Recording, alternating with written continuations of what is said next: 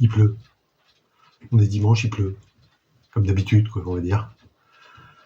Bon, j'ai toujours eu le temps de passer vite fait ce matin en vide-grenier. En fait, j'arrive, il pleut, j'attends 10 minutes. Bon, ça s'est calmé un petit peu, il y avait quand même quelques explosions, c'est bien dommage, mais bon, là, il est, je crois, ça doit être autour de 10h30.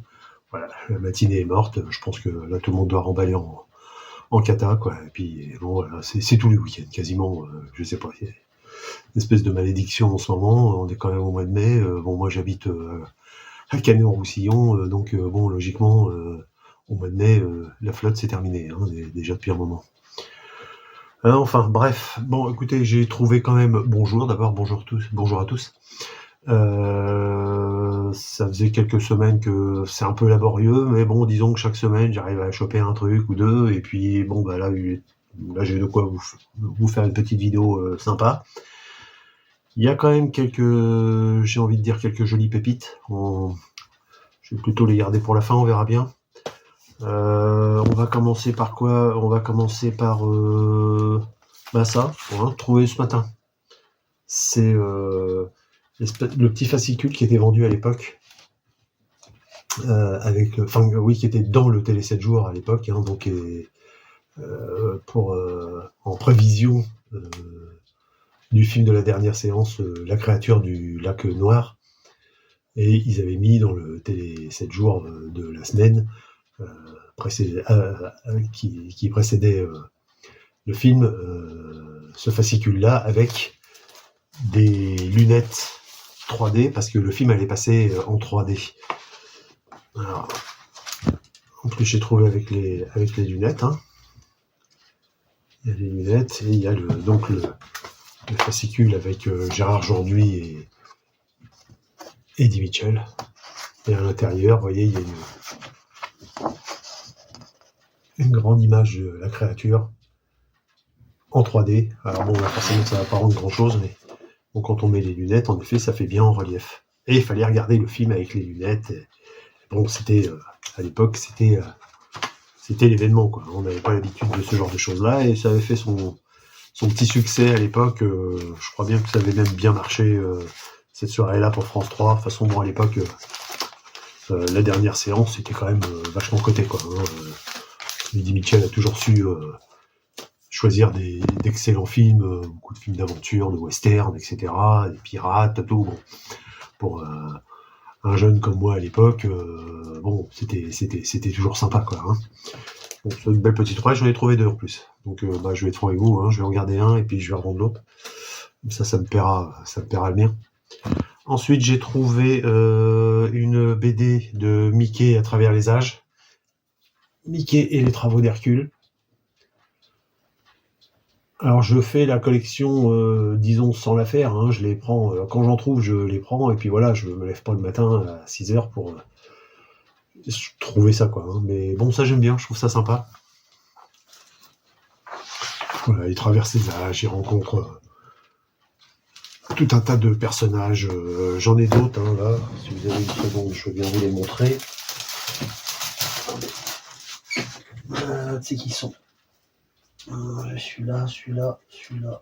Voilà. J'ai aussi Mickey chez les Hommes des Cavernes. En brochet.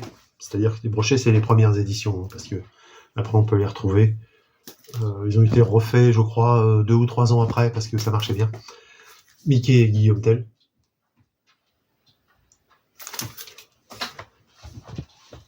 Mickey chez les Peaux Rouges.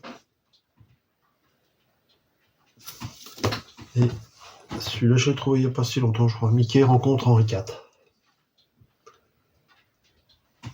Je sais pas, j'avoue, je sais pas combien il y en a au total. Je m'y suis pas intéressé plus que ça, vous voyez, parce que je les prends quand je les trouve, mais combien il y en a exactement au total, là, j'avoue que je sais pas trop. Ensuite, on va rester dans les trucs un peu enfants. J'ai trouvé un grand album Hachette de Caroline au sport d'hiver. Ça, c'est bien, hein, parce que c'est des bouquins qui sont plutôt cotés. Et celui-là, il est en bel état. Hein. Il a juste petite trace là. Sinon, il est en bel état. Ça, c'est des jolis bouquins. Alors, c'est des bouquins pour enfants. Hein. Je sais bien que ça intéresse pas grand monde, mais Bon, moi j'aime bien, je trouve ça tellement joli.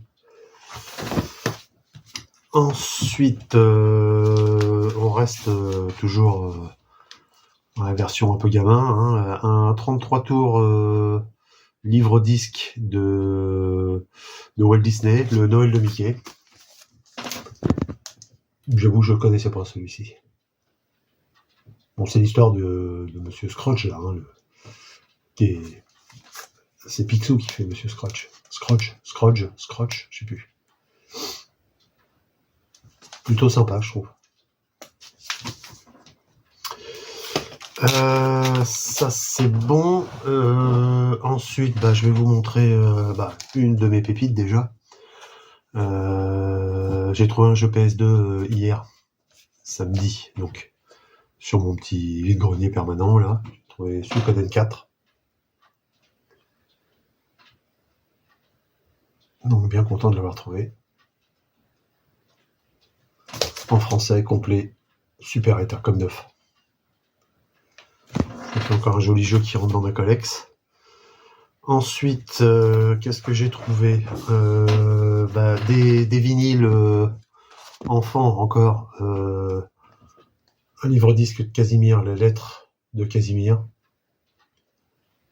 Bon, ça je garde pas, je le revendrai. Antivol, Albert et Barnabé. Alors celui-là il est un peu plus coté, il est mieux déjà celui-là. Je connaissais pas du tout celui-ci. Celui-ci je pense que je vais le garder. Je sais pas, à voir, j'en sais rien. Et celui que je vais garder, c'est surtout celui-ci qui est pas loin d'être la pépite du jour. Hein. Le visiteur du mercredi. Celui-là, je le cherchais depuis longtemps, mais bon, sur le net, il est inabordable, et là, je viens de le trouver en vide-grenier à 1€. Alors, vous avez les visiteurs du mercredi d'un côté, et la deuxième face, c'est les visiteurs de Noël. Il est en bel état. J'ai recollé le haut, hein, il était décollé du haut, le vinyle, il est parfait. Et je crois qu'il y a un nom quelque part. Oui, il y a un nom juste là. Bon, c'est pas trop grave.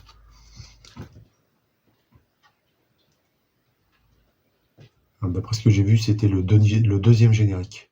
Je me rappelle pas du premier. Celui-là, oui, mais tout de suite, quand j'ai écouté, il m'en suis souvenu, mais il faudra que j'aille écouter le premier générique pour voir quelle est la différence, parce que je me rappelle pas du premier. Je vais certainement dire, ah bah oui, d'accord, mais bon, là, sur le coup, je sais pas. Ensuite, j'ai trouvé... j'ai acheté des Blu-ray. Alors, je me suis pris quelques bons titres, à mon sens, pour moi. Hein. Ce sont des films que je voulais dans ma collection. C'est des films que j'ai déjà tous, mais enregistrés sur cassette vidéo. Donc, cassette vidéo, je collectionne un certain type de cassette vidéo, mais bon, je les veux en Blu-ray à partir de maintenant. Hein. Peggy Sue s'est mariée. De Coppola. C'est Francis Ford Coppola qui a fait ce film. C'est un sublime film, ça. C'est une nana qui qui remonte le temps, quoi. Hein. Elle s'évanouit lors d'une fête d'anciens élèves de son lycée, et elle revient en arrière, donc elle a la possibilité de changer toute sa vie, quoi. Hein. Il y a Nicolas Cage, que j'adore, ce type. Elle, c'est, comment elle s'appelle, Kathleen Turner. Et il y a aussi, qui est tout jeune là-dedans, c'est Jim Carrey. Ensuite, une tuerie, un film de Steven Spielberg, je crois que c'est mon film préféré, hein, de toute façon, hein, de Spielberg, 1941. Ça, c'est inexplicable, quoi. C'est un bordel sans nom, c'est extraordinaire. Quand je l'avais vu à l'époque au cinéma, mais j'ai été mort de rire de A à Z. Ça va peut-être vous foutre un extrait à la fin de la vidéo.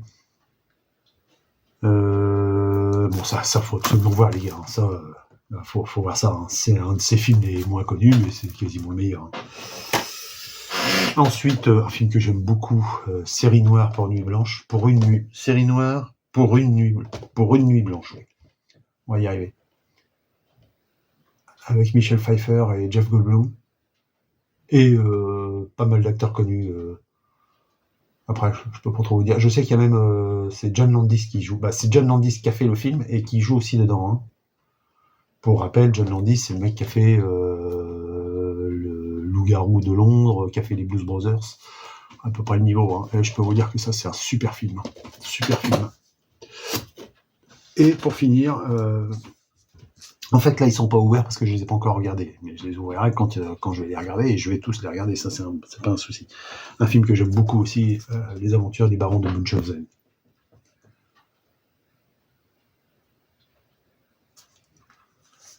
Digibook. Ça, c'est une belle petite pièce. Un film que j'aime beaucoup aussi.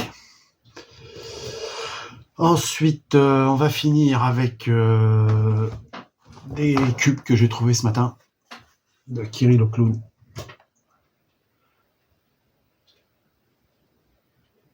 Une boîte plutôt en bel état. Bon, je fais pas trop les cubes, mais bon, là, franchement, 2 €, c'était... je pouvais pas ne pas les prendre, donc je les ai pris. Et pour finir, on va dire l'objet le plus sympa que j'ai trouvé ces derniers temps, c'est un pop-up de Tintin en super état, complet, aucun souci. Alors bon, ce sont pas les pop-up, en fait c'est une réédition ça, hein, parce que les pop-up sont sortis à l'époque, j'en ai un là, je peux vous le montrer. Voilà, les premiers pop-up sortis de Tintin, allez, c'est marqué pop-up là, et c'était Hallmark qui faisait ça, hein. Rouge et or, Hallmark, rouge et or, Hallmark, vous voyez. Ça, c'était mon pote qui m'avait trouvé ça. Celui-là, c'est moi qui l'ai trouvé tout seul. Et là, c'est Casterman. Donc, ce sont des rééditions. Hein. Ça, c'est des années 90. Alors que les premiers sont début 70, même fin 60, début 70. Ça, c'est plutôt du 90. Hein. Je crois que celui-là, il doit être de 92. Il est en super état. Hein. Il est comme neuf.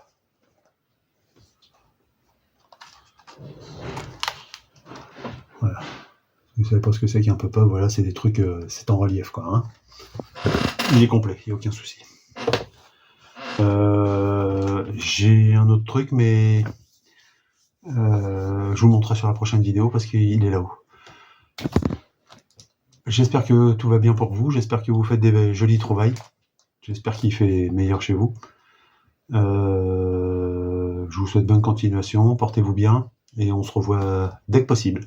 A plus, ciao.